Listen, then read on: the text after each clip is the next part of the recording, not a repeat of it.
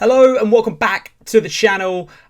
We've got probably my favourite video to create today, which is the Premier League prediction video. The all famous videos that I pretty much kickstarted this YouTube channel. And that was all created last season with my mate Callum, and we went into a lot of depth. So much depth that we had to make separate videos for each position in the league. Yeah, it went on for quite a long while. So this season, or shall I say this summer, I've been more busy than I was previous summer when me and Callum created that prediction video. To the point of I'm quickly researching all these teams and gathering up more of a quick kind of 2 or 3 minutes, I'll keep it at, for each team, shall we say, at max. And kind of just randomly hoping for the best for my prediction for each team, and we're going to go down alphabetically, of course. Of course, I feel this is the disclaimer that every YouTuber has to say, but yeah, a subscribe to the channel, or even a like, or even a comment, anything like that, or share it with your friends, anything like that is support. That really helps me, and yeah, I'm so ever so thankful for it. So yeah, if you want to do that, then you are literally a true legend. So yeah, let's begin. For the sake of Arsenal fans, I really hope I'm wrong with this prediction. I don't think they're going to get relegated, of course. I don't think I've put them too low either. But I'm going to go with 8th place. And I really think, sadly, we will see the end of Mikel Arteta. And some Arsenal fans will be thankful for that. Others might want to just see what he can bring this season. But I don't think he's going to bring a lot. I really don't. The help of the ownership doesn't help either. That, you know, that is a big part of a club's success, in my belief. In terms of that ownership, it's needing a striker. I mean, they're literally a top 6 club, and they kind of narrowed themselves out of the Burnley transfer for not wanting to pay enough money. And a team like Aston Villa, who, yeah, do have rich owners, have gone in and bought them instead. So as a top 6 club, you'd expect them to trade a bit better, but they've been awful. I still think they need a striker. I'm not a fan of Lacazette whatsoever. He's hot and cold. The form isn't consistent enough for me. If it wasn't the fact that no one really strong sits in the left wing position, I'd have Aubameyang in the striking position. But I feel Mikel Arteta is going to play it safe and put Aubameyang in that left attacking role. Emil Smith-Rowe for me, I mean, I was very surprised he didn't leave for Villa in the end. Arsenal, yeah, desperate times to keep him, I thought, because I thought he was one of your best players, especially at the end of last season, really. He's there for creativity. But for me right now, and it's proved by stats as well, Bukayo Saka, he is on real form. If you're keeping him, that's a massive win for the club. And yeah, I think we're definitely going to see more from Saka going into this season. They've acted as a top 6 club in the sense of making signings like Ben White. I think that's an amazing addition. If it wasn't for other players being ahead of him in that England team, then I think he would have been great for us and played a key role massively in the Euros. It's time for you to be competitive and to soak up all that free time that you'll have in terms of players not having to play, I don't know, 8 games in the group stages or whatever it is, 9 actually, believe, no 6.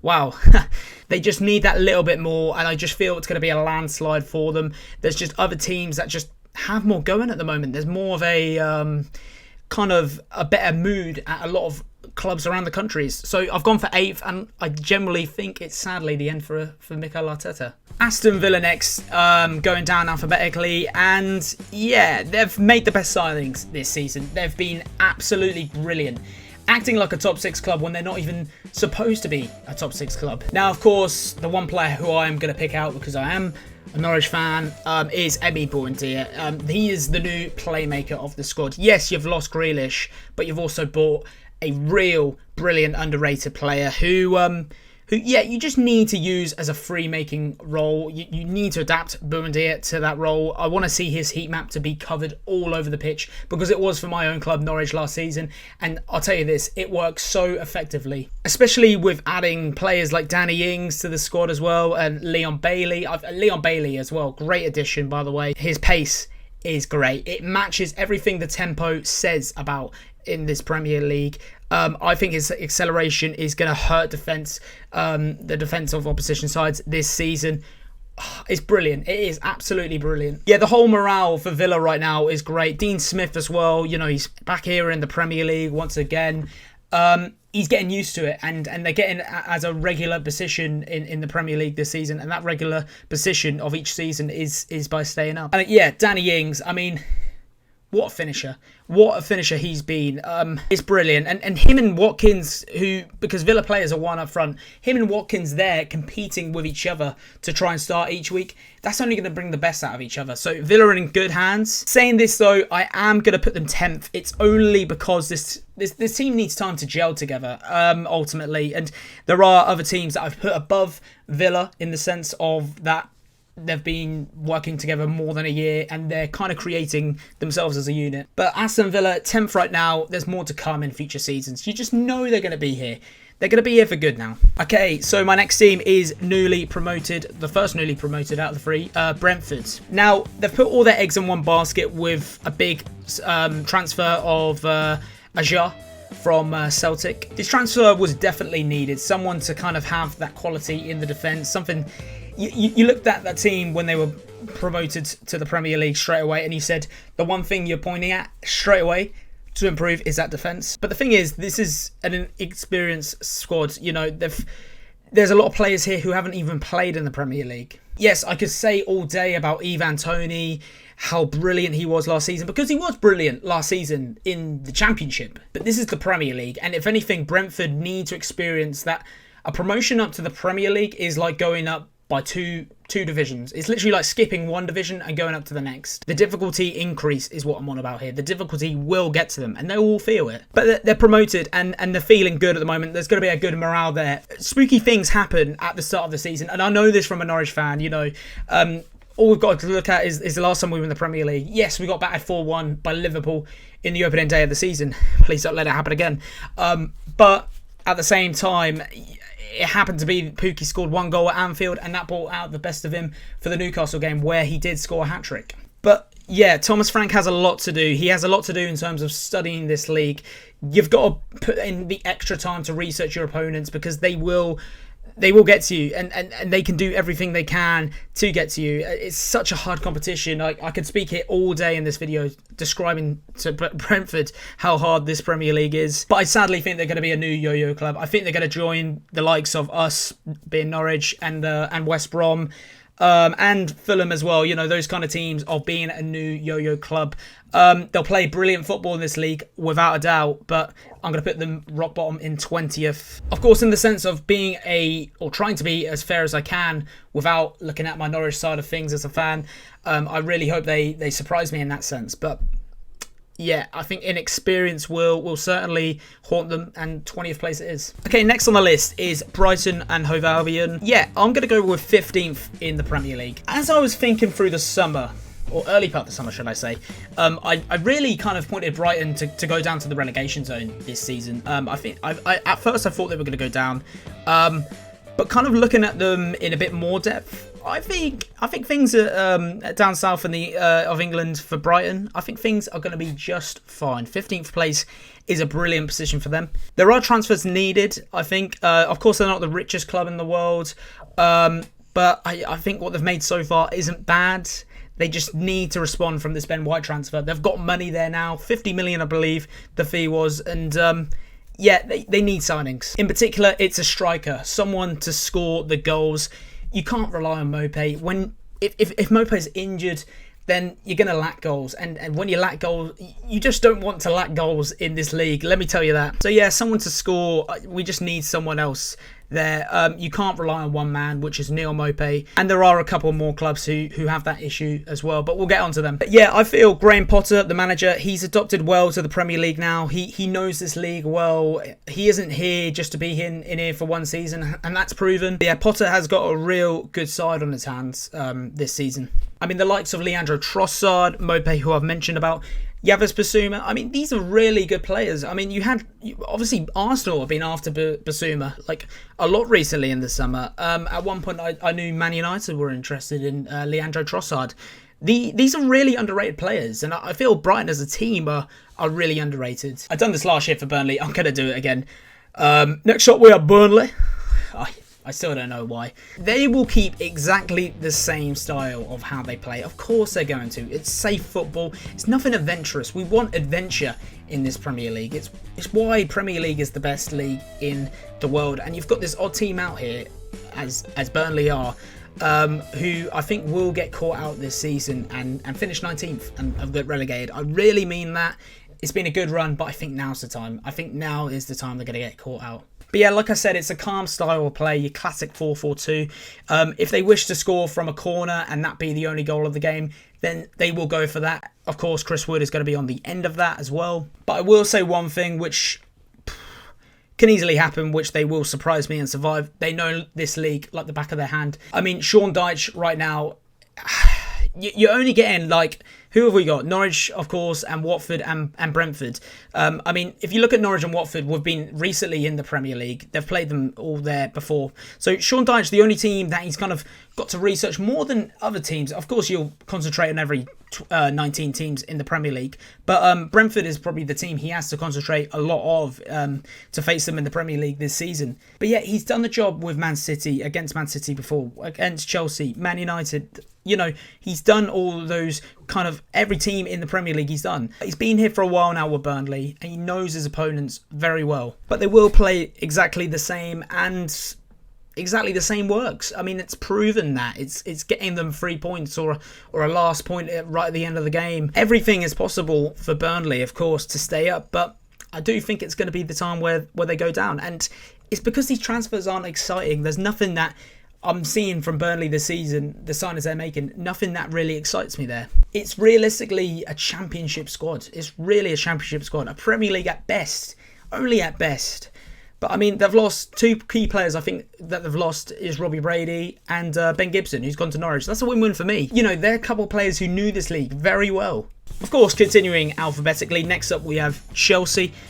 And if you're a Chelsea fan right now, you are in the best seat in the house, my friend. I think they're going to finish second in the league this season. I mean, the ambition is the league. You've got to go for the league this season. But the effect that Thomas Tuchel's had on the blue side of London, I mean, London is blue, I'm sorry, it just is a massive effect. It's an effect that's made them succeed. Pretty much with the Champions League last season, Lampard started it by getting them qualified. But Tuchel just came in out of nowhere, and this doesn't happen a lot, believe me. He came in out of nowhere and just took on the Chelsea team and got them to the final and happened to win it. And I think that is brilliant and doesn't get said about enough whatsoever. I'm honestly not a fan of what they're doing with the Lukaku situation. They literally owned him like 5 seasons ago, whenever it was. And now they're going to be paying, I mean, it's pretty much waiting for a confirmation now, but they're going to be paying 80 or so million to sign him again. I mean, they could have saved them 80 million in their pocket, but what is 80 million to the Chelsea owners? But it is competition for Werner again, and yeah, like the similar situation with Watkins and Ings at Villa, you will find that Werner and Lukaku, I mean, Chelsea are going to play one up front, I would have thought anyway. It's going to bring the best out of them because they'll be competitive, because they'll be wanting to start each week. And let me tell you something as well. Timo Werner is scoring in this league right now as well this season. Anyway, looking back on the last season, of course, there had to be more from Werner. I actually am with the side of fans who thinks it was down to luck a lot of the time. I am a big believer that he just didn't have the best of luck. But he's adapted well. He'll know this league a lot better now, of course. So goals will go in. Believe me, Chelsea fans, goals will be scored. And since Eden Hazard's left, I mean, quite a long while ago now, realistically, it's meant that they've needed a playmaker. And I would be happy to point my finger at the new playmaker in being Mason Mount. I think if he's sitting behind Werner or Lukaku this season, then it's going to generate a lot of goals, believe me. Also, players are coming back from great Euro campaigns as well. Jorginho, Ben Chilwell. I mean, everyone's in a good place with Chelsea right now, and they're getting on so well with each other as well. That's a massive factor for this team. So they will genuinely play brilliant together next season. I honestly mean that. Now we have Crystal Palace, and I feel this is going to be the first, or maybe, I mean, I'm looking at my Premier League predictions. It might be my one of two bold shout for Palace. But Palace fans, get ready. I actually think you're going to finish 11th place next season. New manager Patrick Vieira. I mean, it's a massive season for him. It is such a massive season, but everything that Patrick Vieira is as a manager shouts out for the Premier League. It's something that the Premier League is looking for, and there's one thing to do with that he implements on squads, and it's creativity. I mean, for Nice, we'll see the variation of formations where he was before. Crystal Palace, OGC Nice, club in France. Formations like 4-4-1-1, 4-2-3-1, you know, and then midway through the change of the back throughout the game, going back to a back three. I mean, it's good because you're surprising your opponents. You're trying to get the edge on them, and he was getting the edge out of his opposition a lot with Nice. And with certain players as well, he was getting the best out of too. I mean, William Soprien, I believe I pronounced that right. Say that loads. He was a player who he transformed a lot into, and yeah, believe me, Palace fans, he will have the same effect with the players. But you have to be inventive in this league. You really do, and that is everything that Patrick Vieira is. I'm also really surprised that Crystal Palace still have Wilfried Zaha. I mean, it's a case that they've still got him.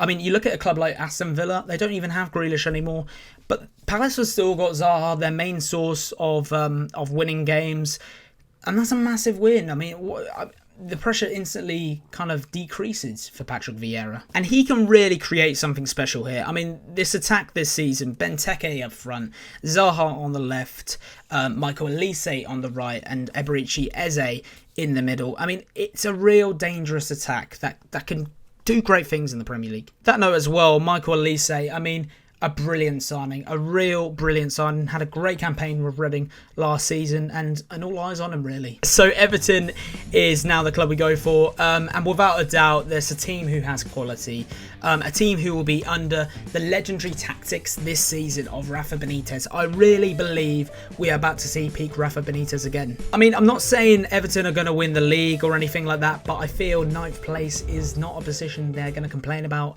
next season. Look, a lot of the fans are getting a bit impatient with Everton. They want the European football to come, but that kind of comes with a few years or a couple of years of you're getting your new manager and him working with the squad. I mean, pre-season is such a valuable time as a manager in a team. But Dominic Calvert-Lewin, a player who will be a player to watch out for. He started off so well at the start of last season, and honestly, Everton, I think you should expect the same thing again to happen. He is the target man, Calvert-Lewin, and the rest of the team as well. It's a team who are so well-rounded together. James Rodriguez, Alan, Decore, brilliant players who they've got from last season. But the thing is, now they've had more time to get to know one of each other. They've got to know their strengths, their weaknesses, and they're going to grow as a team. It's going to work out brilliantly and do marvellous things going into next season. Jordan Pickford as well. He's coming back from a great campaign with the England team. I was very surprised of the amount of kind of negativity that he didn't get. Not too much negativity on the player, of course. You don't want to give them that much. But a lot of people didn't slander Pickford enough last season. Honestly, some of the saves that he should have been making were unbelievable. From a great international campaign, he's going to come back stronger, isn't he? You know, it's going to happen. So I have good faith that Pickford will be back to kind of peak level. But still, the rest of the team, a lot of underrated players, really. I mean, Luca Digny, Ben Godfrey, Michael Keane. This is a team that will impress. 9th place it is. Now it's for Leeds United, and there's a lot to come from Leeds this season, which is a positive attacking play they're going to see more of in this second season that Leeds are about to venture on in the Premier League. They'll be putting the opposition under pressure, constantly putting the forwards to push up against this opposition defence, put them under pressure to eventually regain the possession and to go on to score. I think a player who can do this very well and has proved it in the Euros for England is Calvin Phillips. He is literally the Yorkshire N'Golo Kante. How Leeds can format this season is being effective with these wing backs. Firpo is obviously a new signing, and Stuart Dallas has still got a lot in him. He's quite a very underrated player as well. They can add a lot, certainly join the attack, but it does mean it leaves the defence with an issue if the team, or the opposition shall I say, instantly counter-attacks. And that can put Cooper, Llorente, Luke Ayling, that can put them under pressure straight away, and they have to keep strong as a unit. One thing that Leeds did do a lot of last season was concede a lot of goals. I do think it's going to be the same again. But I think it's going to be a very good season for Leeds United. All eyes on them as well. 7th place is where I think they're going to finish next season in the Premier League. Next we have Leicester City, and it's been very lively from them with transfers this season. You've got Daka, Saul Mare, Ryan Bertrand as well, by the way, a brilliant signing from Leicester. And that is great because they're doing things that a normal kind of club entering or trying to enter in the top 6, I consider them as a top 6 side now. It's normal for them to be doing this, adding quality to the depth. It's important to do that in the Premier League. Future of James Maddison is still undecided. He might leave, he might not. We just don't know as of yet. If they keep him, that is brilliant. That's a win-win. But a replacement that they could sign, and I think they should look at Germany again in the Bundesliga and go for Dacier Kamada. I believe I've pronounced that right. He had a brilliant campaign with Frankfurt last season. But there's ever so much potential for Leicester this season. Yuri Tillemans is a player who can really adapt to a strong attacking role. I feel he can put the opposition under real threat and offer a lot in this Leicester City side. There'll be a team that will be up there. And I've gone for a strong 5th place finish. But I think from the other teams showing a lot more quality, it'll certainly show the difference between them and the likes of Man City and Chelsea. But still, a great campaign if Leicester can finish 5th, which I think they will next season. Now for Liverpool, I mean, a team that soaks up a great atmosphere. They're going to love having fans back in the ground, and they'll offer a lot. They will offer a lot. Okay, going down the list, it's Liverpool now, a team that soaks up a great atmosphere that the fans have to offer at Anfield and trips around the stadium on away days. A true challenge for them last season was facing games without Virgil van Dijk. He is such a critical part for this Liverpool team. It's proved it, hasn't it, in recent times. But he's back. He's going to be raring to go this season. You've also got the new signing of Konate. I think there could be a real strong duo partnership in this Premier League defence from Konate and Van Dijk, of course. For me, it's just the depth isn't there. The quality of depth more than anything. You compare it to your Man City. They don't have an issue with this quality of depth, but I think a team like Liverpool do, who don't spend as much. But at the same time, a trophyless or certainly a season with no finals will be feeling weird for the Reds right now. They're not used to that, even though they've got used to the normality of winning competition, so to speak. So I feel they need a proper striker to get things running.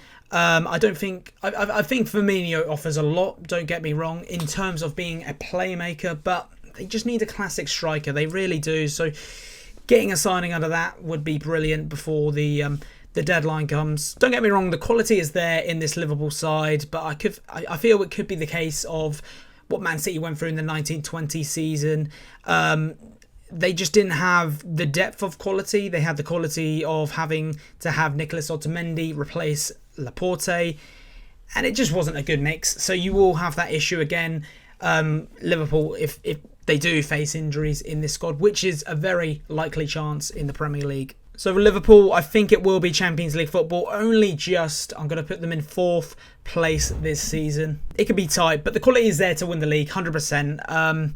They just need a squad that doesn't get injured.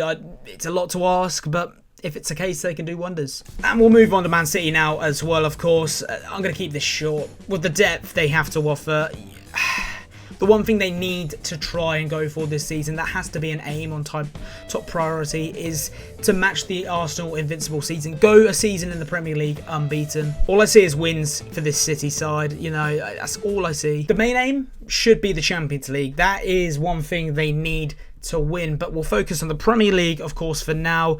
And the only issue is who replaces Aguero. Again, a team that needs a striker. The Harry Kane business, is it still there? Is it still not? I'm not too sure. I really don't know where that falls. I think time will tell, and yeah, we'll have to study it a bit more. I will say Ferran Torres in a centre-forward position in the Community Shield wasn't bad, but things are more comfortable if you have that proper striker in your team. And Man City have the money to get one. That's the thing. So time will tell. But clearly, this is the least of their worries right now. I mean, what a team they have. And I think it's going to be a title race between Chelsea and Man City this season. With Man City finishing on top, I think it's going to be a back-to-back Premier League title winning seasons for Man City right now. And now to the other side of Manchester. I mean, a team that are starting to know each other now, you know. Maguire, Bruno, Wan-Bissaka, Pogba, they're all regular faces in this Man United team. They've all gelled with each other very nicely in recent years. And all United are needing to do is just have that quality. And guess what they have? They literally have Jadon Sancho, Rafael Varane. You're not asking for a lot more than that. Sancho's confirmed. Varane is going to be confirmed in a few days, I would have thought. So now the ball is literally in their court, or the ball is in their pitch. Yeah, all United have got to do now is just follow, and they'll hate me for saying this, but just to follow Liverpool in terms of having a team that would just gel well together and just go for it, you know, go for that consistency winning rate like Liverpool done when they last won the league. They definitely have to go for the league this season. There's no excuses for United. They have to go for the league. I don't think they're going to necessarily win the Premier League in my eyes. I've gone for them to finish third this season. Chelsea, Man City just have that increase of quality. But still, third in the Premier League nowadays isn't bad at all, let me tell you that. Now we move on to Newcastle United, a club that sadly has this dry ambition. I do feel for you if you are a fan of Newcastle United, but I do think they will stay up this season. I've gone for 16th place. This club shouts out for signings, it really does, just to add a bit of quality, add a bit of depth, not kind of put the pressure on a few players who I think will play key roles with the same as what they done last season, that being Joe Willock, Callum Wilson, Saint Maximin. Getting Joe Willock back is brilliant. You know, it's something that they needed to do. He really brought the energy in the team last time out, where they had no Callum Wilson as well. He was another player that really hurt them. So I feel if the same happens again next season and he goes out injured, then they will be in that relegation zone and they will be struggling. So only a few players are getting relied on in this squad. And like I said as well, Saint Maximin is another one. I think he's a quality player. I'm surprised another club hasn't picked him up yet. With the current state of the club, things can get bad real quickly if a few players just get injured. And the question then lies is, can Steve Bruce keep them up? I'm not sure he can, but with the squad that they've got, and I mean, fingers crossed for the case of if you are a Newcastle fan, if everyone stays fit, then I'm going to go for 16th. And now we get to my club, Norwich City, and I could spend this whole video speaking about the whole club in general, but of course I'm going to try my best to keep it short, and I think I will be able to. So I've gone for 17th place. I don't know whether that's me trying to be positive for my own club. I have tried to stay level-headed with this. Do you see us as like a West Brom still, you know, a team that sadly doesn't have the finances? It's obvious, isn't it, for this league? It's hard for teams like us, West Brom, Fulham, because we don't have the money to compete. But compared to the last time we went up to the Premier League in the 1920 season, we're a little bit better off this time round from the additions that we've made to bring quality in this squad. It's all well and good in bringing the squad that you won the championship with, or certainly got promoted in the championship with you, but you just need to add that bit of Premier League quality, and we've done it this time round with the additions of Lees Malou, Billy Gilmore, Rashia, and more recently Josh Sargent. Tozoles as well was a Greek international, 19-year-old. He's looking to be confirmed or certainly have his medical soon with Norwich. Before the end of the transfer window, I'd love to get another centre-back just to add the quality of the depth for the defence, and also just try our best to keep hold of Todd Cantwell and Max Aarons. If we can do this, then we've got a real best chance, really the best we could ever have, into succeeding safety in the Premier League. There's not a lot of depth there, and there still needs to be a new playmaker in this squad. We've lost Buendia, he was the true playmaker, but I do believe there's a good confidence, there's a good morale in this team. There's a lot going for Norwich. We play very good football. I'm happy to say that as being a fan. Of course I'm going to say it. I'm going to go for 17th. But, of course, we know things can be a lot more worse than that. Now we go down south for Southampton as we continue through the night. And honestly, before Danny Ings went, I hope Southampton fans thanked him for his time carrying this club at times. I've seen when he's been injured before and he's just out and missing from this squad. They just lack goals, and I think that will be something that they certainly start with. I mean, they've got the signing of Adam Armstrong, a real good prospect to this Premier League. He could be brilliant. He really could be. But it's going to take time for him to settle. But realistically, looking at the squad, and this is with Armstrong in it as well, there's not an experienced Premier League scorer here. Times look really hard for Southampton right now. And James Ward-Prowse in the midfield, I mean, it's a great midfielder to have in your squad. Don't get me wrong, I feel all 19 other Premier League teams would happily have a James Ward-Prowse in their squad, but you just never know with him. He could be on his way out. You just don't know. But there is still this part of quality in this squad.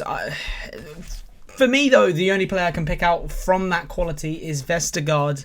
I thought he was brilliant in the Euros. But players like Nathan Redmond, Walcott, those kind of players, they're kind of in decline now for the Premier League. Might just be my opinion and my opinion only, but there's not enough quality here. And I think this is the season they will be caught out with Burnley. I think it'll be tough, and I think it will be 18th. I think they're going to go back down to the Championship, and it's because they need to spend. They really need to spend. To Tottenham we shall go then, and it's time for new manager Nuno to be creative in this Premier League. You know, I'd like to see him transform this Tottenham Hotspur side to maybe, you know, change it to a back three, you know, but I still like the intelligence of, you know, your classic left back of Reguilon. Maybe you even play him as a left wing back, kind of go back to a back five. I don't know. There's so many options that Nuno has here, and you know, anything is possible with this Tottenham side now that he's in charge. If Harry Kane goes, of course, we just don't know what's going to go on there. Then a player I'd love to see would be Dominic Calvert-Lewin to join. He's tall. He's proved it in this league already. And he's a brilliant player to have on that centre when you've got players like Reguilon, Lucas, Gill, all to cross the ball in. And let's just have eyes on Dele Alli. I don't think his career is washed out yet with Tottenham.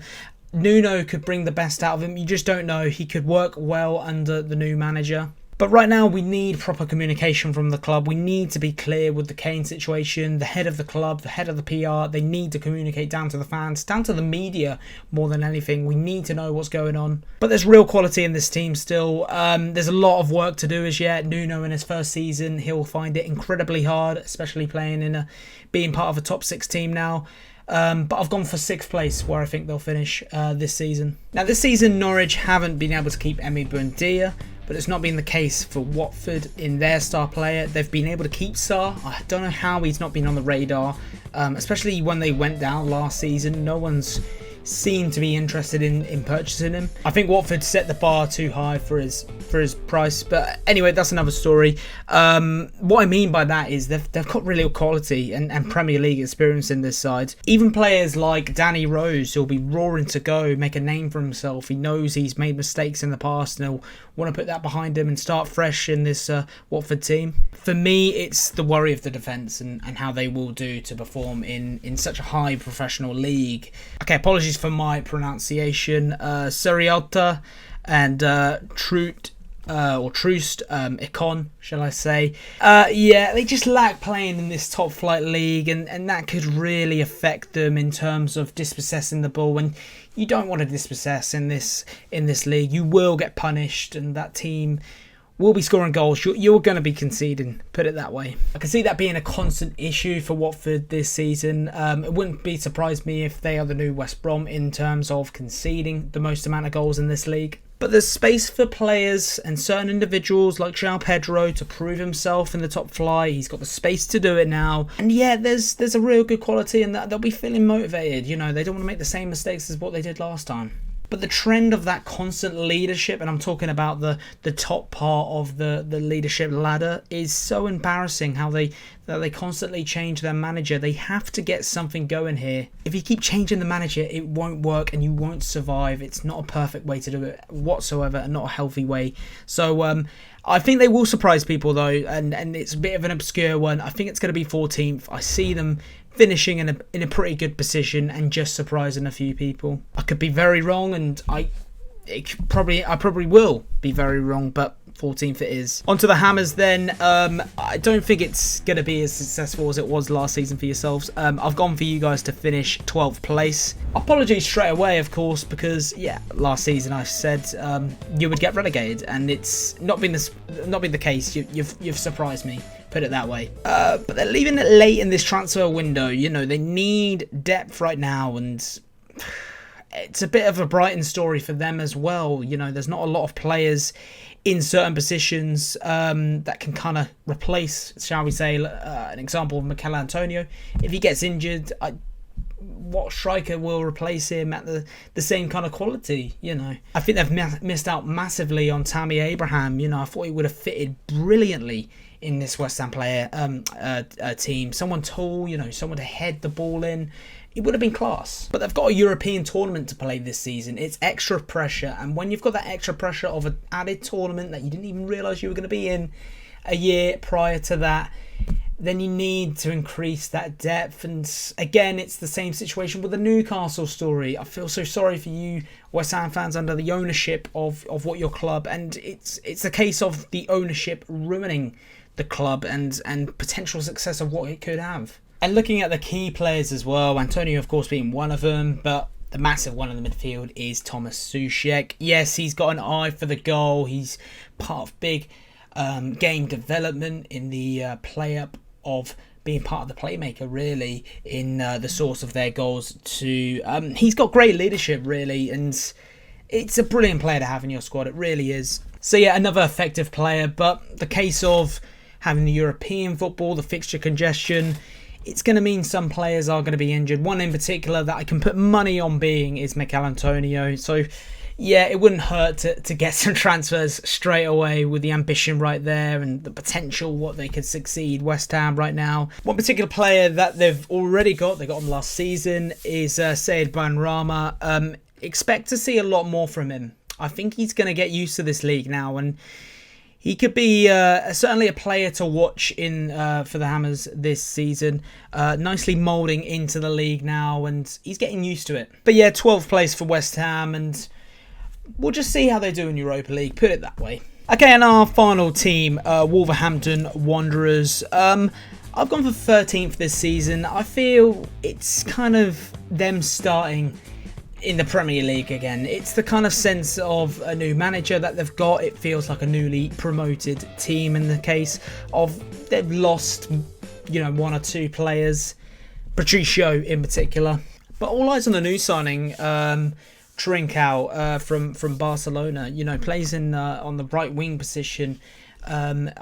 You'd put him in the Wolves squad this season, and time will tell how he does find the pressure and the difficulty of the Premier League, but I think he's going to hit the ground running. I've got real good faith in the lad. Looking around the squad as well, Raul Jimenez, he'll be roaring to go. That injury, it's just so annoying. You out for that long as well, so he's got desperation to get back into scoring goals for the Premier League, so he'll be motivated to go without a doubt. Interested to see how the new manager Bruno Lage, believe that's his name, again I might have pronounced that wrong. You know, he's on new grounds with this league. We're going to see how he performs this season. And I feel that first season of getting used to the taste of the Premier League, what it has to offer, will mean Wolves will go for 13th and finish in 13th, I think anyway. You really shouldn't need to change much in this squad, in all honesty. I love how they play from the back five. It benefits those players around them. But yeah, it's about the long game here with Bruno, the new manager, and time will tell how he does. And just like that, we're done. Oh my god, it's been a long one. I could chat for days. And I thought this was going to be a short video too. But most importantly, let me know what you guys think of where I've placed your Premier League team, or where you would place any particular team, even if you don't support any of these 20 clubs. I feel it's more or less gonna be spot on in certain areas, like the top four could be certain of being a Man City, Chelsea, Man United, Liverpool. The back three, what have I gone for? Southampton, Burnley, Brentford. But yeah, tell me how you think things have gone, and yeah, we will be looking at independent teams in this league in separate videos, and trying to get someone on who supports that club, part of the content creating world on YouTube. But I think I'm going to have a swift ended here and just end it up now. And thank you for watching. Got to say that most importantly, if you've made it this far. Actually, if you have made it this far, then of course hit that subscribe button. It would honestly appreciate the support as much as possible. More content to come, but I am going to sign off. But the Premier League is back. We're all looking forward to it, and I can't wait for the season to start. I really can't, and it kind of feels like a normal season that we're going to experience, or fingers crossed, touch wood, that it will be. So looking forward to that. Anyway, guys, thank you very much for watching. I'll see you guys in the next one. Goodbye.